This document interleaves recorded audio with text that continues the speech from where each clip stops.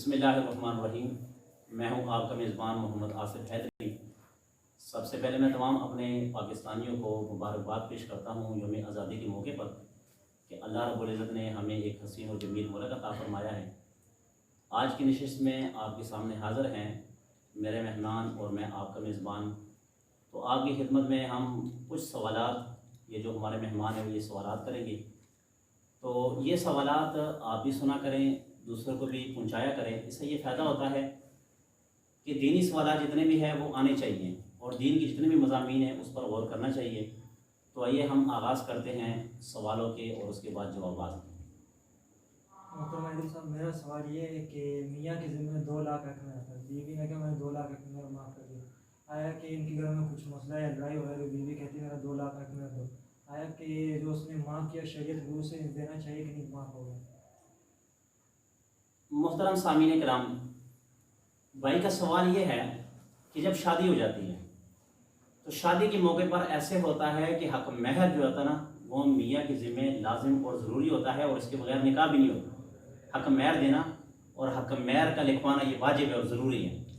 بھائی کا کہنا یہ کہ اکثر اوقات ایسے ہوتا ہے گھروں میں کہ آپ نے حق مہر جو ہے نا وہ 2 لاکھ روپے یا 3 لاکھ روپے، 4 لاکھ یا 50,000 روپے جتنا بھی ہے ایک لکھا ہوا ہے۔ اب وہ حق مہر مرد کے ذمہ ہے کہ وہ ضروری کہ اپنے عورت کو دے گا۔ بعض دفعہ گھر میں ایسی کوئی مجبوری آ جاتی ہے کہ وہ آدمی پریشان ہوتا ہے، تو بیوی کیا کرتی ہے کہ اس نے اگر حق مہر دے دیا تو 2 لاکھ اٹھا کر اپنے خاوند کو دے دیتی ہے کہ میری طرف سے آپ لے لو اور میں نے آپ کو دے دیا ہے، میں آپ سے دوبارہ مطالبہ نہیں کرتی۔ یہ بھی الفاظ کہتے ہیں کہ میں آپ سے دوبارہ مطالبہ نہیں کرتی۔ یا اس نے ابھی تک حق مہر ادا نہیں کیا مگر بیوی کہتی ہے کہ میں نے آپ کو حق مہر معاف کر دیا۔ بھائی کا کہنا یہ ہے کہ آیا اگر دوبارہ کوئی ایسی ناچاگی پیش آئے یا طلاق کے مسئلے تک بات پہنچ جائے تو آیا کہ وہ بیوی جو جس نے حق مہر اپنا معاف کر دیا کیا وہ دوبارہ اپنا حق مہر لے سکتی ہے کہ نہیں لے سکتی؟ شریعت کی روح سے یہ ہے کہ اگر ایک بار اس نے اپنا حق مہر معاف کر دیا، اپنا حق مہر اس نے معاف کر دیا تو دوبارہ وہ مطالبہ نہیں کر سکتی۔ اس کا مطلب یہ ہے جیسے کہ اس کی مثال کہ اب آدمی کھڑا ہو کر اپنی بیوی کو کہہ دیتا ہے کہ میں نے تمہیں طلاق طلاق طلاق 3 طلاقیں کہہ دی، طلاق دے دی، مگر کچھ وقت بعد پھر وہ کہہ دیتا ہے کہ نہیں میں نے آپ کو طلاق نہیں دی بلکہ میں تو آپ کے ساتھ مذاق کر رہا تھا، تو کیا شریعت اس چیز کی اجازت دیتی ہے کہ طلاق دینے کے بعد وہ عورت کو رکھ سکتا ہے؟ اسی طرح جب آپ نے کہہ دیا تو اس کو کہہ دیا۔ اب اس طرح چھوٹے الفاظ، چھوٹے کلمے ایسے ہوتے ہیں جس کا بڑا گہرا طلب ہوتا ہے۔ ایک کافر آتا ہے وہ سچے دل سے کہتا ہے یا بظاہر کہتا ہے کہ لا الہ الا اللہ محمد رسول اللہ، کلمہ پڑھ لیتا ہے۔ اب جیسے اس نے کلمہ پڑھا، الفاظ کی تاثیر یہ کہ ہم اس کو کیا سمجھیں گے؟ مسلمان۔ اندر سے اللہ جانے اس کا کام جانے، ٹھیک ہے۔ اسی طرح الفاظ کی تاثیر یہ ہے کہ ایک آدمی کہتا ہے مسلمان کہ میں نہ دین کو مانتا ہوں، نہ میں نبی کو مانتا ہوں، نہ میں اللہ کو مانتا ہوں، تو مجھے بتاؤ الفاظ کی تاثیر کیا رکھتی ہے کہ وہ کیا ہے؟ کافر ہے۔ تو اس لیے جو اس نے معاف کر دی وہ کیا ہو گیا؟ معاف ہو گیا۔ جی مولانا صاحب، سوال یہ ہے کہ مسلمان جب کوئی گناہ کرے تو بطور ندامت یا بطور اصلاح اپنے شیخ کو یا کسی کو بھی اس کا تذکرہ کر سکتا ہے گناہ کا، جس طرح عیسائی لوگ کرتے ہیں، اپنے پادری کے پاس جا کے اپنے گناہ بتاتے ہیں؟ وہ تو اس سے نہیں بتاتے کہ میری اصلاح ہو جائے، صرف یہ بتاتے ہیں کہ میں نے یہ گناہ کیا۔ تو اگر مسلمان گناہ کا تذکرہ کسی سے کرے اس نیت سے کہ میری اصلاح ہو جائے یا ندامت پر، افسوس پر، تو کیا یہ کسی کو کہہ سکتا ہے؟ بھائی کا سوال بڑا اچھا ہے اور بڑا بہترین سوال کیا بھائی نے۔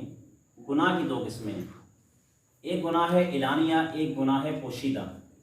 اعلانیہ گناہ یہ ہے کہ آپ سب کے سامنے گناہ کرتے ہیں، مثال کے طور پر گانے سننا، داڑھی منڈوانا، شلوار ٹخنوں سے نیچے رکھنا، اور بھی ایسے ہیں۔ اور گناہ اعلانیہ اور گناہ پوشیدہ یہ ہے کہ آپ گناہ کرتے ہیں مگر وہ کسی کو پتہ نہیں ہے۔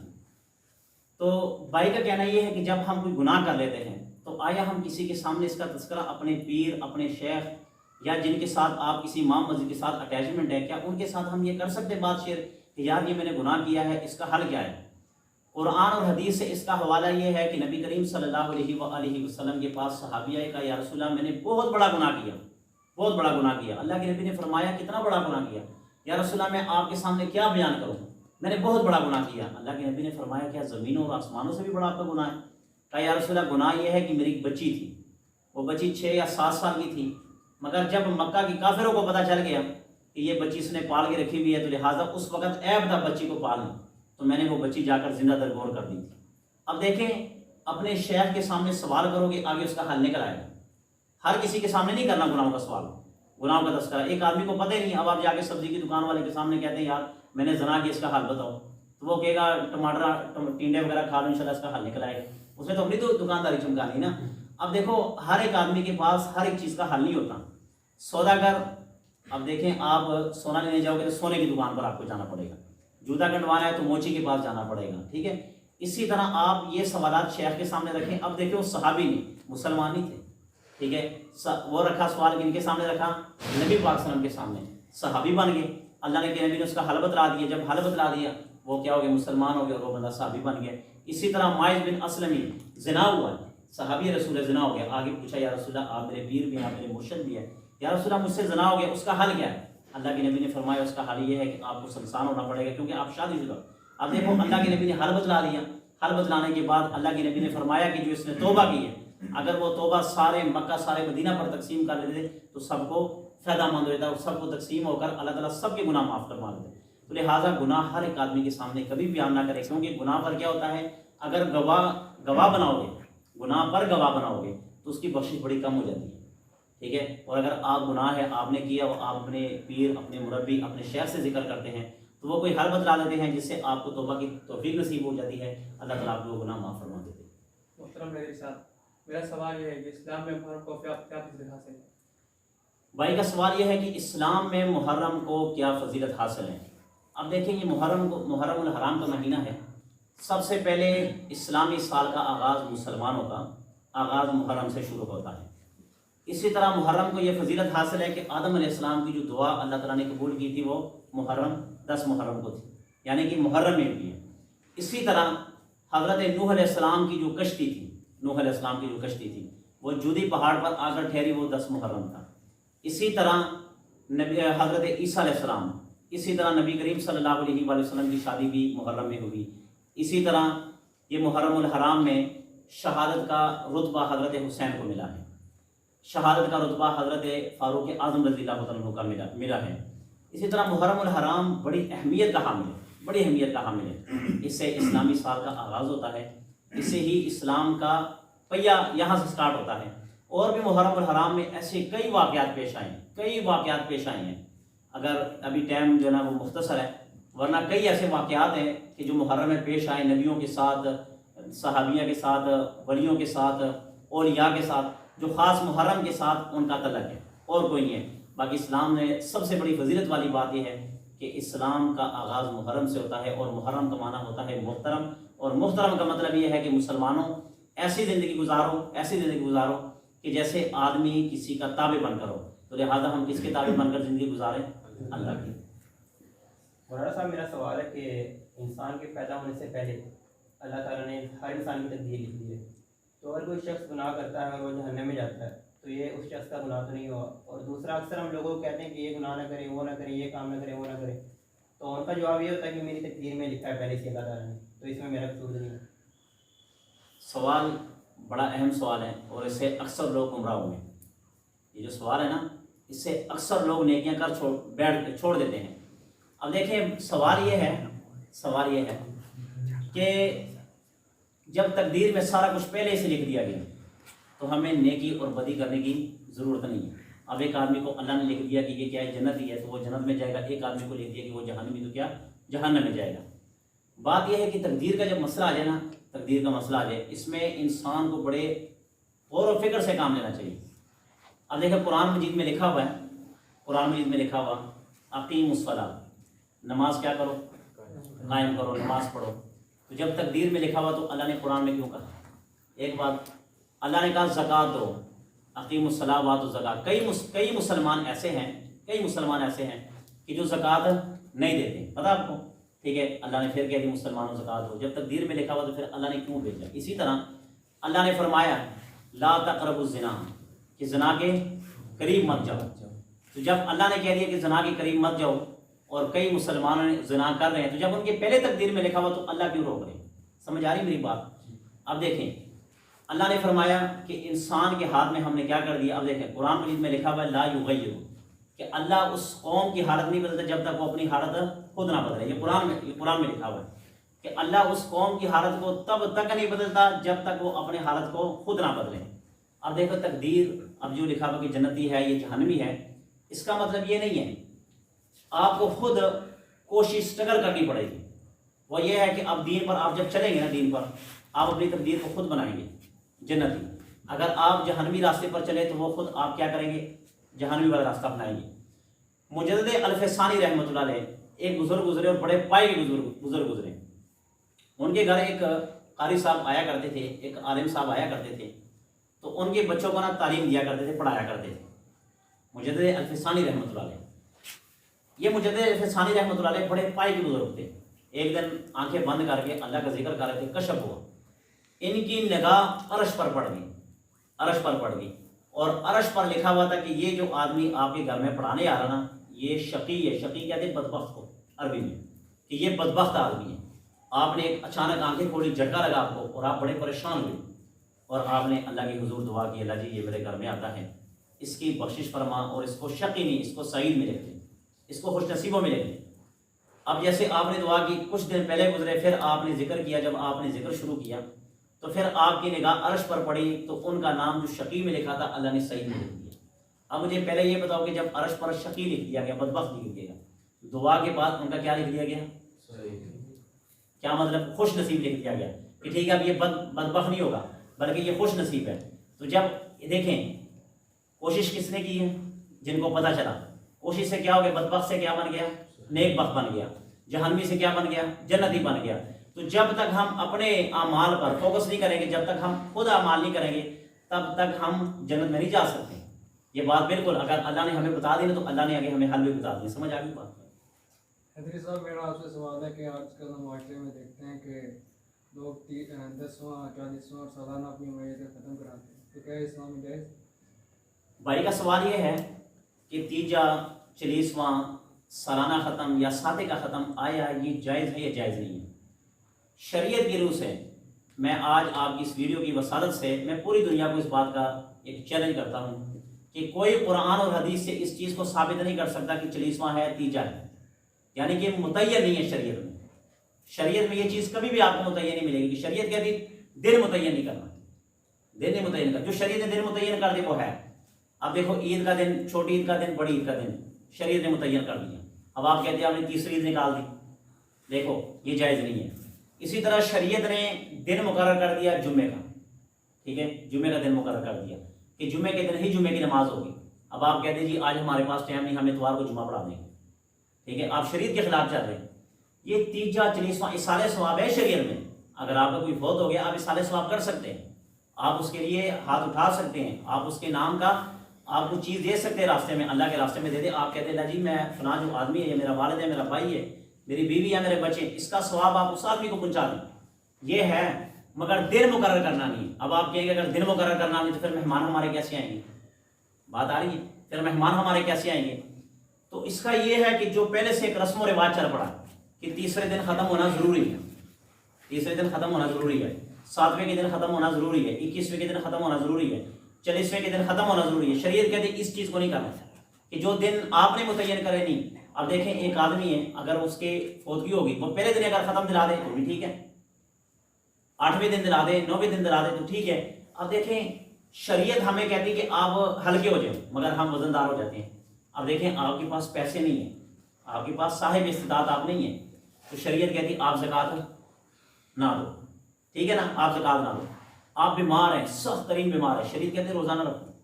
آپ سخت ترین بیمار ہیں، آپ کے پاس پیسے نہیں ہیں، تو شریعت کہتے ہیں حج نہ کرو. اب دیکھو شریعت نے آپ سے حج بھی ثابت کر دیا، نماز بھی آپ سے ثابت کر دی، روزہ بھی آپ سے ثابت کر دیا، حج پر جانا یہ بھی ثابت کر دیا. کیوں؟ کہ آپ غریب ہیں. اب ہمارے پاس زکوٰۃ کے پیسے نہیں ہیں، ہمارے پاس قربانی کے پیسے نہیں ہیں، ہمارے پاس حج پہ جانے کے پیسے نہیں ہیں، مگر ہم نے ضروری کس چیز کو قرار دے دیا کہ نہیں 30واں بھی ہو، 40واں بھی ہو، 7واں بھی ہو، ٹھیک ہے. تو جو شریعت نے کہتی کہ زکوٰۃ بھی نہ دو، یہ بھی نہ کرو، وہ بھی نہ کرو، کیونکہ آپ غریب ہو، تو ہم کیوں اپنے آپ کو پیش کرتے ہیں اس چیز پر، ٹھیک ہے. تو لہٰذا دن مقرر کرنا نہیں ہے. اصالہ ثواب آپ کر سکتے ہیں، اصالہ ثواب میں کوئی گناہ نہیں ہے، مگر دن مقرر کرنا یہ شریعت کی روح سے حرام ہے، یہ جائز نہیں ہے، یہ نبی کریم صلی اللہ علیہ وسلم کے طریقے سے ہٹ کر ہے. آپ کوئی بھی دن رکھ لیں، کوئی بھی دن آپ رکھ لیں گے، اس کے بعد آپ اپنے مہمانوں کو بلا سکتے فون پہ میسج پہ کہ جی ہمارا فلاں دن ہے، مگر وہ 30 سے 40ویں سے 21ویں سے ہٹ کرو، یعنی کہ جو عوام نے دن مقرر کر دی اس کے سے ہٹ کرو. آگے بات سمجھ. محترم میرا سوال یہ کہ اگر کوئی عورت ہے وہ اپنے خاوند سے طلاق لینا چاہے اور خاوند کو طلاق نہ دے تو اس کا کیا حل ہے؟ شریعت محمدیہ صلی اللہ علیہ وآلہ وسلم یہ بڑی بہترین شریعت ہے. اس میں اللہ رب العزت نے نبی پاک صلی اللہ علیہ وآلہ وسلم کی وسیلے سے اور وسادت سے بڑی نرمی عطا فرمائی ہے، بڑی نرمی عطا فرمائی ہے. اب دیکھیں نرمی یہ ہے، آپ کھڑے ہو کر نماز نہیں پڑھ سکتے تو شریعت آپ کو کیا کہتی ہے؟ بیٹھ کے نماز پڑھو. اگر آپ روزہ نہیں رکھ سکتے تو شریعت کہتی ہے کوئی بات نہیں ابھی نہ رکھو، جب آپ تندرست ہو جائیں گے تب کر لینا. بڑی شریعت میں نرمی ہے، بڑی شریعت کہ اگر اس شریعت کو کوئی سمجھے.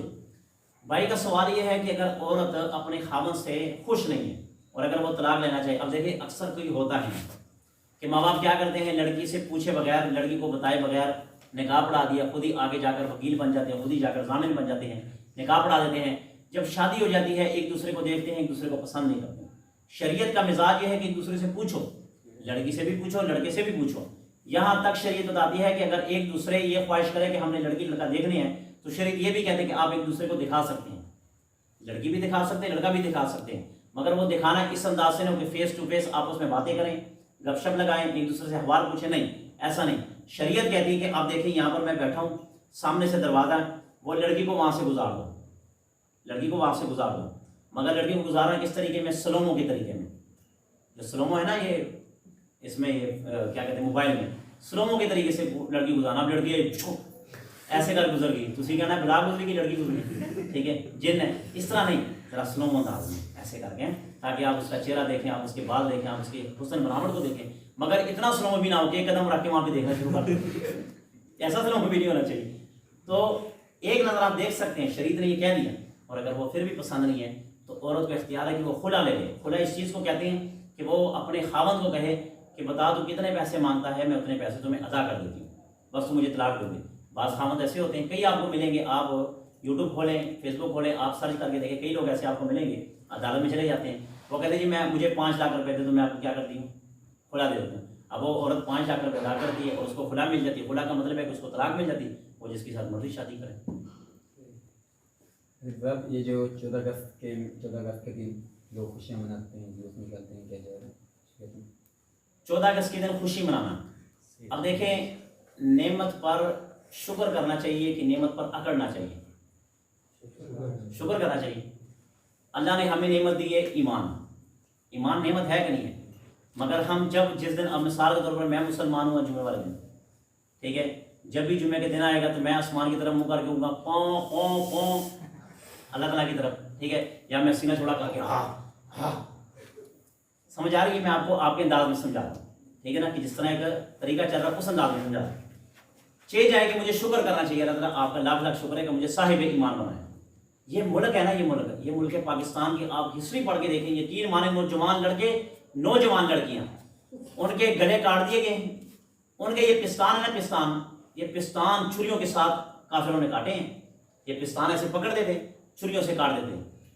حاملہ عورتیں ان کے حمل کرا دیے گئے. اس ملک کے لیے جو قربانیاں دی گئی نا، وہ قربانیاں کچھ عام قربانیاں نہیں ہیں. ایک عورت تھی، جب یہ کافر اور مسلمانوں کی آپس میں جنگ تھی تو وہ مسلمان وہاں پر چھپ گئے تھے. یہ بڑی بڑی چریاں لگی ہوئی تھیں، کھیتوں میں چھپ گئے تھے، اور ساتھ ہی کافروں کی فوج تھی، ان کے ہاتھوں میں بندوقیں تھیں. اب وہیں پر ایک 6 ماہ کا بچہ ماں کی کوکھ اور ماں کی گود میں تھا. جب وہاں پر چھپے بچے کو لگی گرمی، تو بچہ جب گرمی لگی تو بچہ نے کیا کرنا ہے؟ رو پڑنا ہے. ماں نے یہ کیا کہ بچے کا اس وقت گلا دبا کے قتل کر دیا بچے کو. کسی نے پوچھا کہ آپ نے ظلم کیا، کیوں ظلم کیا؟ اس نے کہا میں نے ظلم نہیں کیا، اور اللہ تعالیٰ اس پر مجھے پکڑیں گے نہیں، بلکہ اللہ میری کوشش کریں گے. کہا کیوں؟ کہا دیکھیں اگر اس وقت یہ بچہ رو پڑے اور اس کی آواز کافروں کے کان تک چلے جائے تو کافروں نے آ کر ہمارے اوپر تلواریں کس دینی، بندوقیں کس دینی، ہمیں سب کو سب کیا کر دینا، ختم کر دینا. تو اگر 70 جانیں جاتی، اس سے اچھے کہ ایک ہی جان چلی جائے. مجھے بتاؤ صاحب اولاد سینے پر ہاتھ رکھ کر بتائیں کہ اولاد کے ساتھ ایسا کرنا کیا کوئی بندہ ایسے کر سکتا ہے؟ مگر کیا ملک کے لیے قربانی دی گئی ہے. ملک کے لیے یہ قربانی دی کہ کئی 100 مسلمانوں کو اکٹھا کر کے ایک گڑھے میں کھود ڈال کر ان پر مٹی ڈال دیتے تھے کہ بس مسلمانوں کو ختم. یہاں تک کہ پھر وہ مٹی جب وہ سانس لیتے نا مسلمان، وہ مٹی اوپر نیچے ہوتی تھی. اچانک کوئی مرتا تو نہیں ہے نا. اچانک جب آپ 1000 آدمی گڑھے میں کھود دیں، اس پر آپ کرین کے ساتھ مٹی ڈال دیں تو اچانک ظاہر بات ہے کہ 1000 آدمی ایسے تو نہیں ایسے مریں گے. 2-3 منٹ تو لگتے نا، 2-3 سیکنڈ تو لگیں گے نا. تو جب وہ سانس لیتے وہ مٹی ایسے ہوتی تھی. اب مجھے یہ بتاؤ کہ اس ملک کے لیے اس دن پر انہوں نے قربانی دی ہے، تو تو کیا ہمیں واجب جانے چاہیے؟ ہمیں تو یہ کرنا چاہیے کہ اللہ کا شکر ادا کرنا چاہیے. اس دن پہ ہمیں یہ چاہیے کہ اس دن پہ سبیلے لگاؤ نا, اس دن پہ اللہ کے نام پر کھانا دو, اس دن پر آپ سپارہ پڑھیں, اس دن پر آپ محفلیں رکھیں, اس دن پر آپ اللہ کو یاد کریں, آگے واجب جائیں. اب دیکھیں شریعت میں یہ ہے, اللہ کے نبی نے فرمایا المسلم من سلم المسلمون من لسانہ بیدی, کہ مسلمان ہونے کی جس کی زبان اور ہاتھ سے دوسرا مسلمان تنگ ہو. زبان سے ہم کیا کرتے ہیں کہ ہم نے باجے پکڑے ہوتے, گلی میں جاتے ہیں, ہم باجے میں جاتے ہیں. اب یہاں پر بیمار ہوتے ہیں, 2 بار تو ہمارے گھر کے سامنے گزری, 2 بار تو میری والدہ نے بددعائیں دی. ایک دیکھیں دل کا پریشن ہوا نا, تو یہ بات بری لگتی ہے. جب آپ باجا میں جائیں گے تو کسی نے بددعا تو دینی دینی. اب دیکھیں ہے مسلمان, اللہ کے نبی نے فرمایا کسی کو تکلیف نہیں دینی, اس نے زبان سے کیا کیا, باجا بجائے کسی کو تکلیف دے دی. ہاتھ سے ہم کیا, ہم سلنسر نکال لیتے ہیں, اور سلنسر نکال کے ہم پڑھ کی باتیں. دیکھیں کتنا ایک ماحول کو خراب کیا جاتا ہے, ماحول کو خراب کیا جاتا ہے نا. تو اس دن پر ہمیں اللہ کا شکریہ ادا کرنا چاہیے, ہمیں 1000 ہاتھ سجدے کرنے چاہیے کہ اللہ جی آپ کا لاکھ لاکھ شکر ہے, آپ نے ہمیں حسین و جمیل ایک خوبصورت ملک عطا فرمایا کہ جس میں ہم بیٹھ کر اپنی مرضی کی عبادت کر سکتے ہیں, اپنی مرضی کی جناب ہم زندگی گزار سکتے ہیں. تو اس کا یہ مطلب نہیں ہے کہ ہم باجے بجائیں اور غلط کاموں میں پڑ جائیں, یہ کام ہمیں نہیں کرنا چاہیے. محترم حیدری صاحب, میرے ذہن میں ایک سوال ہے کہ جی اس مہینے میں ہمیں شادی نہیں کرنی چاہیے, کیوں؟ یہ مہینہ بہت غمگین ہے. اس مہینے میں حضرت حسین رضی اللہ کی شہادت ہوئی ہے, اس کے بارے میں آپ کیا رائے رکھتے ہیں؟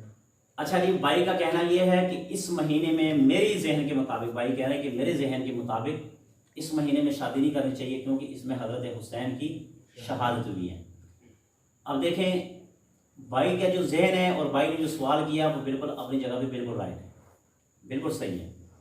اگر آپ کہیں گے کہ اس مہینے میں شادی نہیں کرنی چاہیے کیا کیونکہ اس مہینے میں حضرت حسین رضی اللہ عنہ کی شہادت باسعادت ہوئی ہے, تو پھر رمضان مبارک میں بھی شادی نہیں کرنی چاہیے کیونکہ وہاں پر ان کے ابا حضرت علی کی شہادت ہوئی.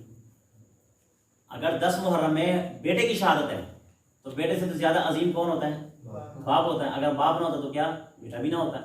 تو اگر 10 محرم میں شادی نہیں کرنی چاہیے کیونکہ یہاں پر حضرت حسین کی شہادت ہوئی ہے, تو پھر 21 رمضان مبارک جو رمضان اس میں آئے گا اس میں ہمیں شادی نہیں کرنی چاہیے کیونکہ وہاں پہ کیا ہے, حضرت علی کی شہادت ہوئی. شریعت کہتی ہے کہ ڈول باجے مت بجاؤ, چاہے وہ محرم کا مہینہ ہو, چاہے وہ ذی الحج کا مہینہ ہو, چاہے حضرت حسین کی شہادت ہو, چاہے فاروق کی شہادت ہو, چاہے علی کی شہادت ہو, چاہے عثمان کی شہادت ہو. شریعت کہتی ہے ڈول نہیں بجانے, گانے نہیں بجانے, تیل مہندی رسمیں نہ کریں, بارات وغیرہ مت کریں.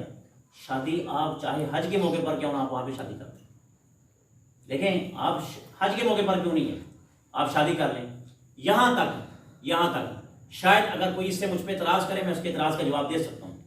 اگر آپ خانہ کعبہ کا طواف کر رہے ہیں, آپ خانہ کعبہ کا طواف کر رہے ہیں, دوران طواف ایک لڑکی ایک لڑکا آپس میں طواف کرتے جا رہے ہیں اور ایک دوسرے کو پسند کر لیتے ہیں, ٹھیک ہے نا, ایک دوسرے کو پسند کر لیتے ہیں, اس کے بھی 2 گواہ موجود ہیں, اس کے بھی 2 گواہ موجود ہیں, ایک دوسرے کو وہیں پر کھڑے کھڑے کہہ دے میں نے تمہیں قبول کیا تو مجھے قبول کر لے.